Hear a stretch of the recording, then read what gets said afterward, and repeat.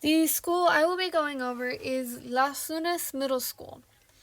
This is the middle school my sister went to. It is located in the village of Las Lunas and is one of the two middle schools in the area. The reason I'm not going over any of the schools that I went to is because, unlike my sister, none of the schools I went to are within town. They are more so removed from the immediate community.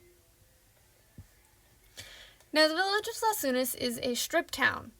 Anything you can think of a small town needing, such as a Walmart, gas stations, fast food restaurants, any sort of business, would be located along the one main street. Now, it is also a farming community. So, seeing stores that cater to such as the Tractor Supply Co. is not unusual. There are also plenty of other stores that supply things for farms, such as manure, seeds. There are stores where you can go to buy things to build up your house, to fix your own house, to do your own plumbing jobs. There are many places where you can get propane gas, because it's not unusual to find a house that runs either off a generator or a propane tank. Now, as you can see from the photo in the bottom right corner, it is a very, very open space. There are not many buildings and it is a bit underdeveloped. Again, it's a small town. All the schools that I went to were kind of like what you see in that photo in the bottom right. They were moved from the immediate towns and were so far out that we would get announcements at the beginning of the year warning us to stay away from wildlife. We would have to warn teachers if we found a rattlesnake. There have been cases of rattlesnakes in classrooms, and to stay well away from any coyotes or wandering dogs that might come onto campus. It's many ranches are in this area. So this is one of the two dairy farms that I know of. It's home to about 100 or so cows, maybe a little more, and is also one of the supply places where local butcher shops can get their meat. The community also has many, many open fields. Currently, the fields are not being used for anything, but come farming season, this field in particular will be full of corn stalks. Many of what the farms down here grow could be corn, could be alfalfa, could be chili. There's a hemp farm down here. And there are lots of these open spaces. Now, as I said, it's a very rural community, so many of the neighborhoods look similar to this here.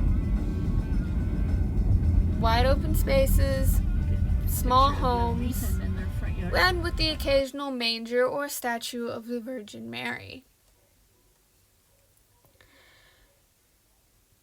There are many places where you can see horses. There are local flea markets as well as local farmer markets. There are the occasional there used to be a little rodeo down here. They don't do it anymore. And as you can see, our post office is it's small and kind of not grand in any way. Many of the people in the local community also identify themselves as Mexicans. So you can see a lot of flags that are flown from both the United States, the state flag, and from Mexico. The number of churches in this area is also staggering. These are pictures of 6 separate churches, but if pressed, I can probably think of an additional 7. And they're all many different churches. You have your Catholics, you have your Christians, you have your Calvary, you have your Mormons. There is a Lutheran church down here as well. Many different churches.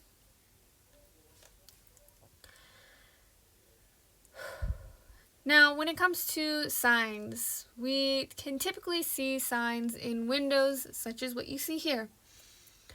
Due to COVID, it's very common to see no mask, no service signs. And in this particular picture, you can see where they have one sign stating their days of the week when they are open.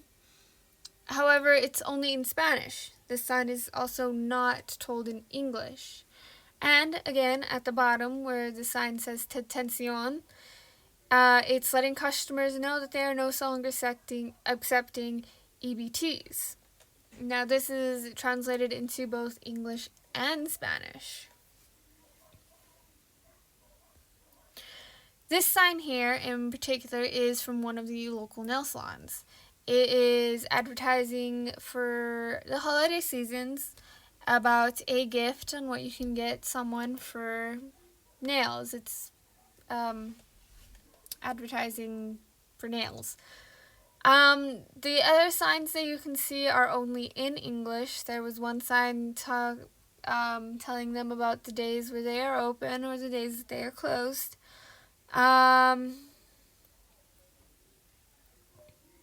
And if you didn't know any Spanish, you wouldn't know what the woman is trying to advertise. Next, this sign is fairly easy because it's translated into both languages. Again, it's asking customers to please cover their faces. And finally, this sign here. Now, this is only in Spanish. There is not a single bit of English in this photo, well, except for the parking.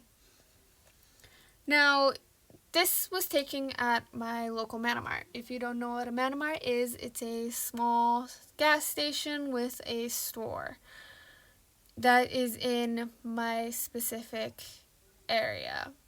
It's further out in the sticks. It's perhaps the only gas station in this area.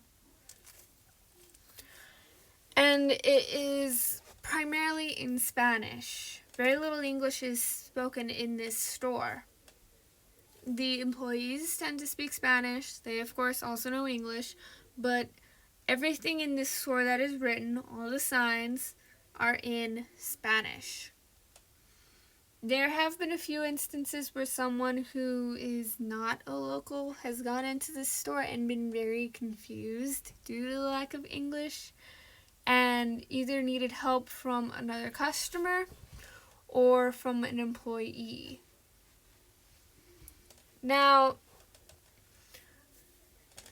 the reason it is important to learn both languages, English and Spanish, is in this community, it is primarily Spanish speakers. Growing up, at the elementary school that I went to, Tomei Elementary, 75% of the children were heritage Spanish speakers. And, well, we did everything in English and Spanish. We would do the Pledge of Allegiance every morning, English and Spanish. We would do we even learned our national anthem in both English and Spanish. Anytime there was a get-together for, say, football games or band concerts, all the announcements were made in English and Spanish. This community is heavily influenced by Spanish. And anybody who lives here for an extended amount of time will pick up on bits and pieces of the Spanish language.